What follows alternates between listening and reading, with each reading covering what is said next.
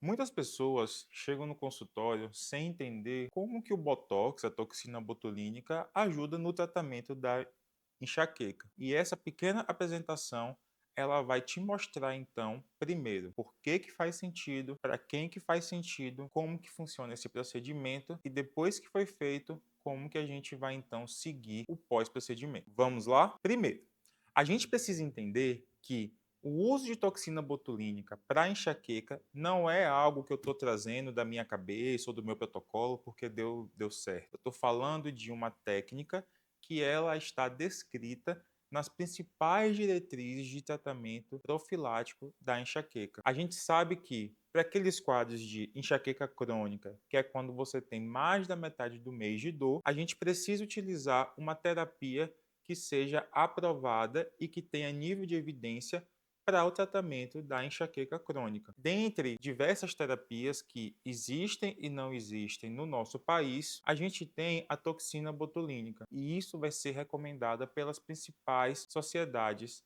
que tratam e que falam sobre dores de cabeça. A gente vai utilizar então o Botox da Allergan, que foi a marca que foi utilizada nos estudos pivotais que validaram esse tratamento para a enxaqueca crônica. A ideia é que, diferente do botox estético, onde a gente usa geralmente até 50 unidades, para o tratamento da enxaqueca a gente vai utilizar até 200 unidades de botox. E esses pontos, a gente tem pontos que são fixos e tem pontos que vão variar conforme o exame físico, conforme a palpação de músculos e de nervos para entender quais as regiões que estão mais acometidas na cabeça e no pescoço. Primeiro, então, qual o primeiro músculo que a gente vai fazer? Eu sempre começo pelo prócero, certo?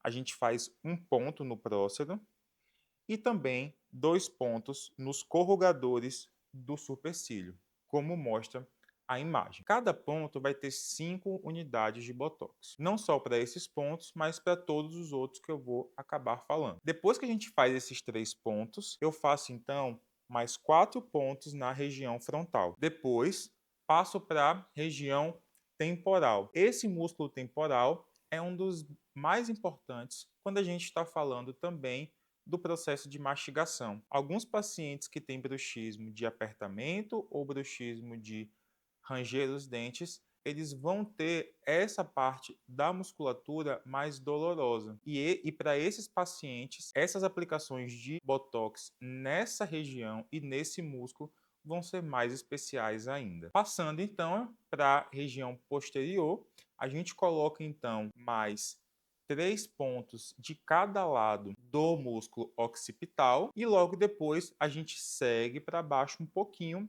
para a musculatura paravertebral. Quando a gente faz a aplicação da toxina botulínica nesses pontos, a gente consegue bloquear não só a contração muscular, né, que é o que a gente usa o Botox no campo estético, mas a gente consegue então também bloquear a transmissão do sinal de dor. Depois dessa região paracervical, dessa musculatura do pescoço, a gente finaliza a sessão fazendo a aplicação desses pontos no trapézio, que para muitas pessoas é um ponto de maior tensão. Eu vejo no consultório diversos pacientes que chegam com o trapézio hipertônico porque passam por muito tempo de tensão. Tensão gerada tanto pela dor, mas também muitas vezes por sofrimento psíquico. E aí, quando a gente entende não só como aplica, mas também a importância e a experiência do uso do Botox para enxaqueca, a gente tem,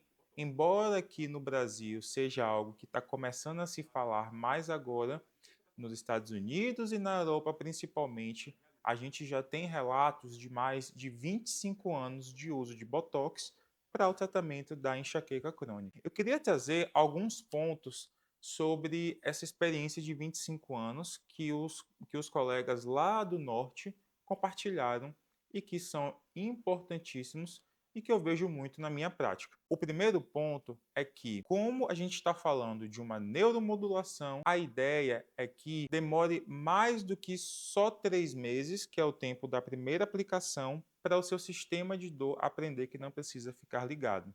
O que a gente sabe é que a ideia é que seja feito pelo menos 2 a 3 aplicações antes da gente falar que esse método não funciona para você. Além disso, em média, com 2 ou 3 aplicações, ou seja, com 6 a 9 meses de tratamento, que a gente vai conseguir então ensinar para o seu cérebro, neuromodular o seu cérebro de uma forma mais sólida e duradoura. Então, a ideia é que tratamento de enxaqueca crônica a gente faça por pelo menos 6 meses. É por isso que na nossa consulta eu sempre falo que a ideia é que a gente consiga prolongar esse tratamento e nesse tempo que o seu sistema de dor está desligado, a gente consiga aproveitar para cultivar melhores hábitos de vida. Tá, você já fez o procedimento e agora quer entender como que vai agir logo depois de ter passado pela sessão. É importante saber que fez o procedimento do Botox, não pode massagear, lavar o cabelo, lavar o rosto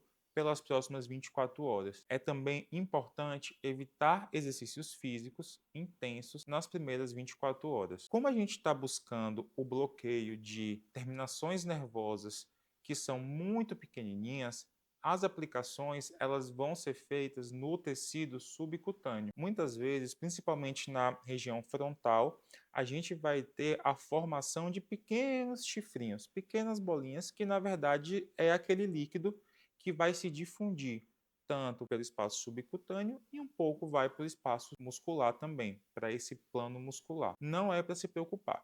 Em até 2 horas, a ideia é que essas elevações elas vão diminuindo e que não haja então nenhuma interferência estética desse procedimento na sua face. Outro ponto que vale muito a pena trazer é o tempo de início do Botox.